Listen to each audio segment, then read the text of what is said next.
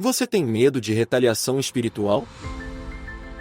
Ouço muitos cristãos orando contra a retaliação quando vão em uma missão evangelística, ou falam sobre uma atmosfera espiritual pesada. Sinto que há uma necessidade urgente de jovens evangelistas e missionários terem uma compreensão mais bíblica dessas questões. Eu estudei guerra espiritual por pelo menos 25 anos, aprendi com alguns dos cristãos mais eficazes do mundo e experimentei pessoalmente o sobrenatural milhares de vezes. Posso compartilhar com você algumas das lições que aprendi sobre a dinâmica espiritual e retaliação demoníaca? Jesus enviou seus discípulos para proclamar o reino de Deus, curar os doentes e expulsar demônios. Ele disse: "Eu lhes dou autoridade para pisar em cobras e escorpiões e todo o poder do inimigo, e nada, de modo algum, lhes causará dano." Jesus ensinou seus discípulos a não temerem a retaliação de Satanás quando evangelizavam. Então, por que os cristãos estão falando tanto sobre retaliação e ensinando as pessoas a esperar por ela, ao contrário do ensinamento de Jesus? Estude as orações do Novo Testamento e você verá que elas se concentram no que Deus está fazendo, não em se preocupar com o que Satanás está fazendo. Considerar-se vulnerável a ataques espirituais e retaliações é o que o torna vulnerável. O mestre da Bíblia Andrew Wommack comprou uma casa para propósitos ministeriais, mas ela era mal assombrada. Ele sofria ataques demoníacos todas as noites, tão severos que ele acordava sangrando. Ele logo percebeu seu erro. Ele estava gastando muito mais tempo em oração repreendendo Satanás do que falando com Deus. Seu foco em Satanás fortaleceu manifestações demoníacas. Ele se arrependeu, mudou sua vida de oração e um demônio nunca mais foi capaz de atacá-lo em mais de 40 anos de ministério depois disso. Wommack explica: "A única razão pela qual os diabinhos de Satanás foram capazes de se manifestar assim para mim em primeiro lugar foi por causa do medo que eu liberei em direção a eles. O medo se foi, e portanto, o poder deles também." Da mesma forma, eu costumava sofrer ataques demoníacos de ser sufocado por um espírito maligno. Desde que o medo foi quebrado, nunca mais experimentei tal ataque. Dan Moller, um pastor que teve um tremendo impacto no meu crescimento espiritual, estava causando tantos problemas para Satanás que as bruxas se uniram para atacá-lo. Um demônio acordou à noite e disse que ele perderia a perna, e em pouco tempo ela inchou muito mais do que seu tamanho normal. Os médicos não sabiam a causa, mas disseram que precisava ser amputada. Sabendo que era um ataque espiritual, não físico, ele permaneceu firme em Cristo. Depois de vários dias, o poder de Deus atingiu sua perna como um raio e ela foi restaurada instantaneamente. Mais tarde, demônios tentaram arrancar seu braço. A dor era insuportável. Ele fez tudo o que sabia, orou e repreendeu Satanás, mas o ataque continuou. Dan perguntou a Deus: "O que mais preciso fazer?" Deus respondeu: "O que mais você deve fazer? Eu já fiz tudo. Seguro e firme no que você se tornou na minha palavra." O ataque continuou por 2 horas e meia. Ele estava no chão, quase desmaiando de dor, com sua esposa e filhos ao redor dele chorando. Então ele ouviu o Espírito Santo sussurrar: "Não acredite na mentira." Ele se levantou e gritou: "Eu não vou acreditar na mentira." Os demônios fugiram aterrorizados. Ele olhou para cima e viu uma visão aberta de uma cachoeira caindo sobre sua cabeça e Jesus ministrando a ele. Desde que seu medo foi quebrado, Satanás nunca mais conseguiu atacá-lo daquele jeito. Reinhard Bonnke foi um dos evangelistas mais eficazes da história. Ele viu milhões virem a Cristo e o continente africano impactado pelo Evangelho. Os feiticeiros frequentemente se juntavam em tentativas de se opor a ele ou matá-lo. Bonnke se preocupava com retaliação espiritual? Não. Aqui estão suas palavras. A Bíblia diz que o diabo é como um leão que ruge, 1 Pedro 5, 8. Ele vem na escuridão e tenta assustar os filhos de Deus com seu rugido poderoso. Mas quando você acende a luz da palavra de Deus, você descobre que não há leão. Há apenas um rato com um microfone. O diabo é um impostor. Entendeu? Idolatria não é apenas amar algo mais do que amamos a Deus, mas é temer algo mais do que estamos impressionados com Deus.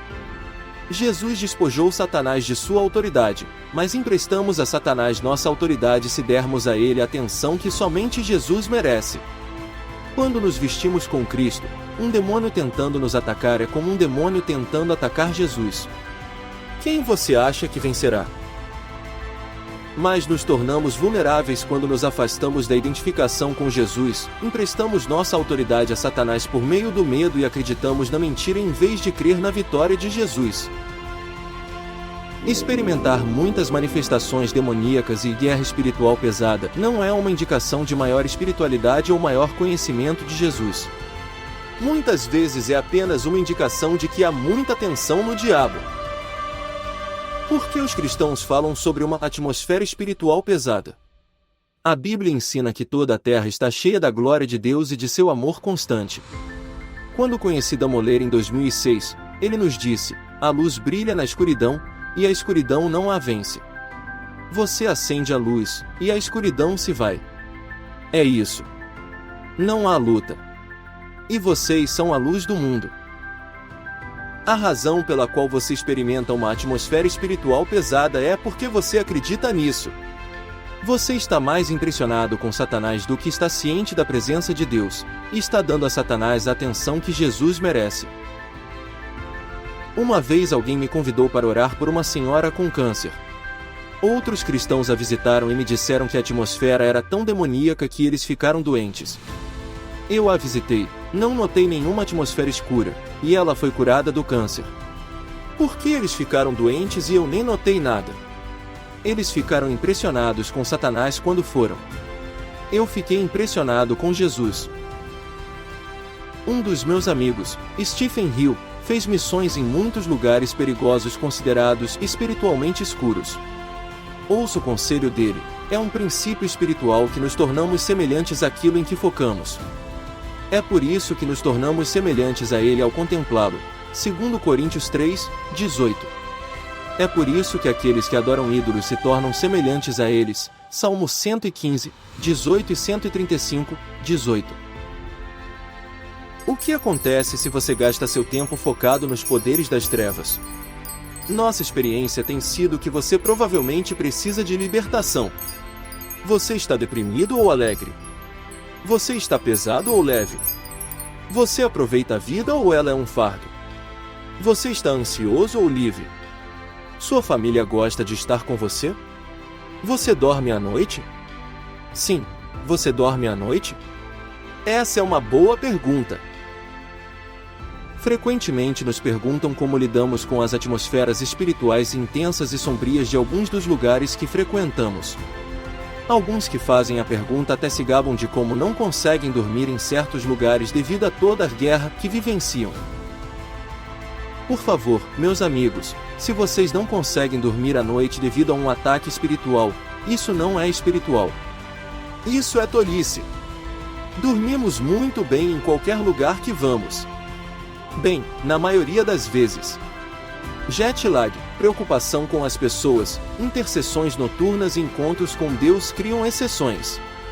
Nossas vidas estão escondidas com Cristo em Deus e o Salmo 91 ainda é verdadeiro.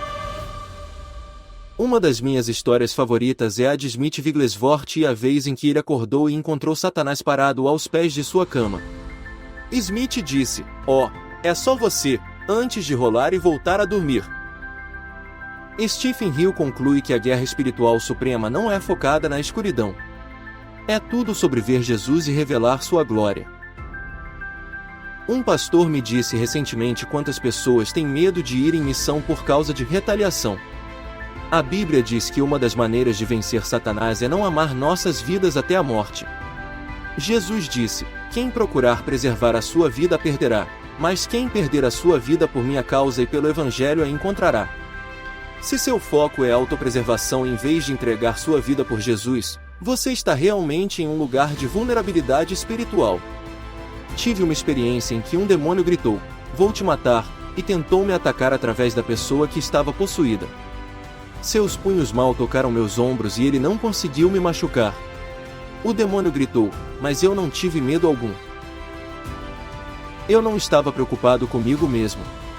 Eu estava focado no amor de Deus pelo homem que precisava ser liberto. É isso que lhe dará imunidade espiritual. O medo e a autopreservação tiram você de uma posição de fé no Evangelho e de estar vestido com Cristo, e o tornam vulnerável a ataques espirituais. Um dos meus heróis da fé disse: o medo do diabo é tolice. Considerar-se vulnerável ao ataque de Satanás é o que o torna vulnerável ao ataque dele.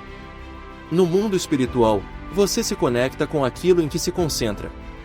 Então, concentre-se em Jesus e em sua derrota completa de Satanás. Recuse-se a dar ao diabo a atenção que somente Jesus merece. Curta, compartilhe e inscreva-se para receber mais testemunhos milagrosos e chaves para andar na glória de Deus.